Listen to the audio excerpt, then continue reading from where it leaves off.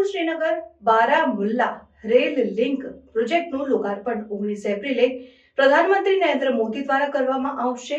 આ rail link કાશ્મીરની ઐતિહાસિક અને સામૂહિક જોડાણ માટે મહત્વપૂર્ણ છે, જેમાં 272 કિલોમીટર લાંબી ટ્રેકમાં 119 કિલોમીટર લાંબી ટનલનો સમાવેશ થાય છે। આ પ્રોજેક્ટ કાશ્મીરની ધાર્મિક પ્રવાસન અને જોડાણ જરૂરિયાતોને પૂર્ણ કરવા માટે મહત્વપૂર્ણ છે। પ્રોજેક્ટના ભાગરૂપે 2 વંદે ભારત એક્સપ્રેસ ટ્રેનો શરૂ થશે અને એક શ્રીનગરથી અને બીજું કતરાથી શ્રીનગર સુધી, અને આ ટ્રેનો કાશ્મીરની ઠંડી હવામાન માટે ખાસ ડિઝાઇન કરવામાં આવી છે, જેમાં silicon heating pads, heated pipelines અને ઓટો ડ્રેનિંગ મિકેનિઝમ જેવી સુવિધાઓ છે, જે ઠંડીમાં યાત્રા માટે આરામદાયક બનાવે છે। પ્રોજેક્ટના લોકાર્પણ માટે રિયાસી જિલ્લામાં સુરક્ષા વ્યવસ્થા મજબૂત કરવામાં આવી છે અને પ્રધાનમંત્રીની મુલાકાતે ધ્યાનમાં રાખીને સ્થાનિક પ્રશાસનની સુરક્ષા એજન્સીઓએ વિસ્તૃત સુરક્ષા વ્યવસ્થા અમલમાં મૂકી છે। પ્રોજેક્ટને રાષ્ટ્રીય મહત્વ ધરાવતો માનવામાં આવે છે, જે કાશ્મીરની પ્રગતિ અને જોડાણ માટે નવા દ્વાર ખોલશે।